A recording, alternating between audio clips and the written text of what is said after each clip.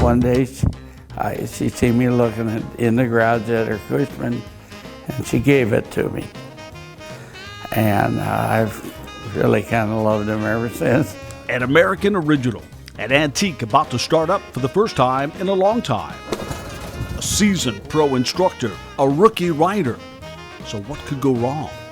I think you should learn to kick. Okay, so just give it a kick, and it's not going to take off anywhere, right? Well, I could.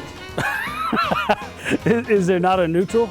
Yeah, it's almost neutral. Oh, it's almost a neutral. Almost. Maybe that's why Donna is sitting this one out. No, that's not happening. There is always an adventure waiting in Bob and Donna's garage, an American Drive series.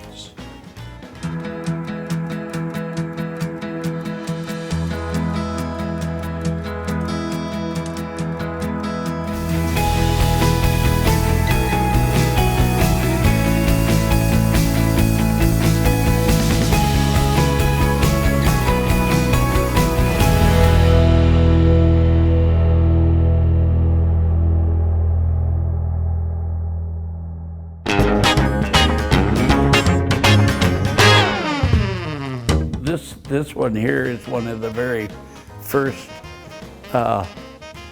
Cushmans that was built. Cushman scooters, each with a story to tell. The Cushman Scooter Company started back in 1903 in Lincoln, Nebraska by Everett and Clinton Cushman. They engineered and built engines for farm equipment.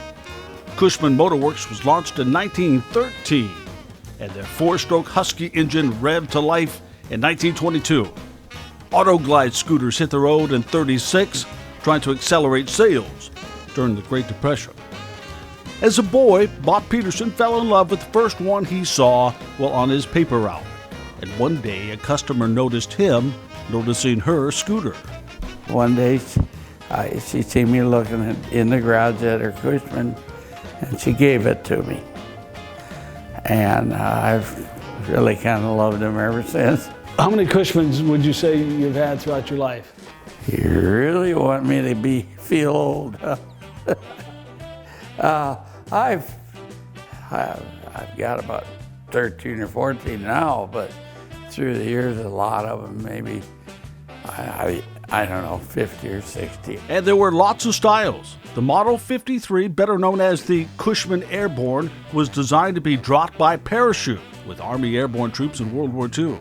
We built one they called the Airborne, and it had big fat tires on it, like them. The frame of that is an Airborne, but they'd drop it out of a helicopter or airplane, and they'd bounce it, and the soldiers would ride it around in to get utilities or whatever. Other models were used on military bases for messenger service and soon caught on nationwide as a cheaper way to get to work for men and women. The reason they started making the step-through like this is because the women didn't want to straddle it and get grease on there. The women started riding them to work, and they didn't want to get oil splattered on their skirt or whatever. So these, they figured, would be a little cleaner. Post-war, there was the Turtleback, models 50 and 60, or the Economy Highlander. The most successful was the Eagle, looked more like a motorcycle. It was in production for about 16 years. But by 1965, all production stopped. These machines just kept running, and Bob just keeps rebuilding them in his garage. It's a fun engine to take apart and train different people on working on engines. It's all visible. You can see everything you need to see. You don't have any electronic things to worry about. Well, and you have a lot of parts too, so you know your way around these things. Oh, I got a lot of parts. Yeah, that's the trouble with me. I can't pass up a deal, you know. His wife Donna loves them too, partly because they keep him busy. It's awesome that he comes out here and has something to do. I love it. And unlike the cars she helps him work on, he can run solo with these guys. He likes working on Cushmans. It's easier than the cars because it's something he can handle by himself. I don't have to help every time. But Bob still holds out hope that Donna will come along for the ride someday soon. I bought one of them that has a sidecar, and she couldn't figure out what all the fuss was, but because she ain't gonna ride in that sidecar, no way. So.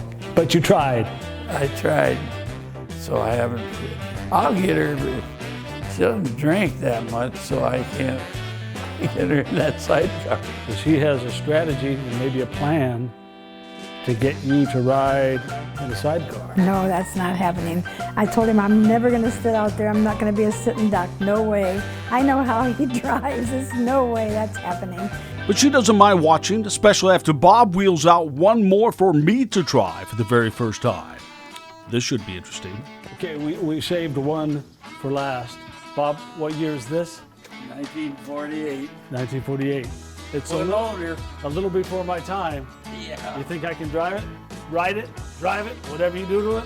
Well, you are going to get an education. Driving school in session. This is the throttle. Okay. But you got to remember, as you give it the gas, it's to you. Throttle check. You give it the gas this way. Okay. Okay, now here's the deal. See that pedal? Yep. That's the This clutch. one right here. That's the clutch. You don't really, it's got an automatic transmission Okay. or shift. So for your first bout, Let it do it. Let it do the work.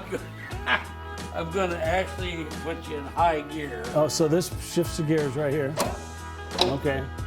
Yeah, hopefully that. This is your chance to get rid of me, Bob. It Yeah, shoots off like a rocket. But surely Bob knows how to keep me in control of this thing, right? Time for a kickstart. Or is it? I think you should learn to kick. Okay, so just give it a kick, and it's not going to take off anywhere, right? Well, I could. Is there not a neutral? Yeah, it's almost neutral. I Oh, think. it's almost a neutral.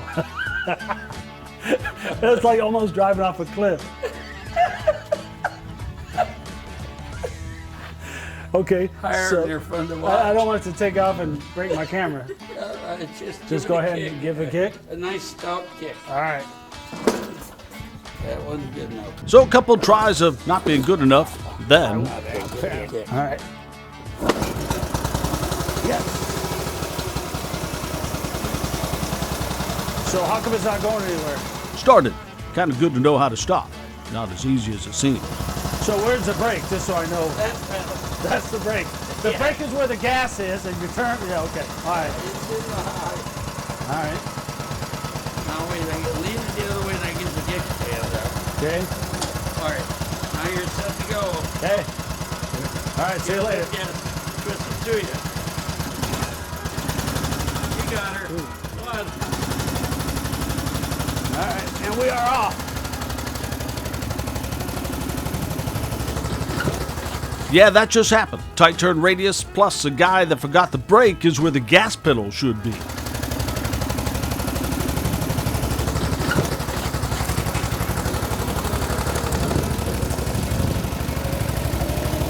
I was close. I almost wiped out right away.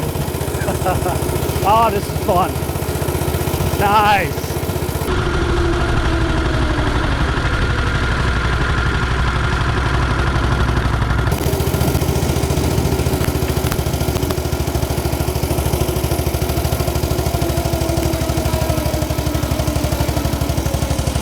I feel like Steve McQueen in The Great Escape. I gotta jump a fence somewhere. GoPro on my head, a little more confidence this time. Let's go for round two.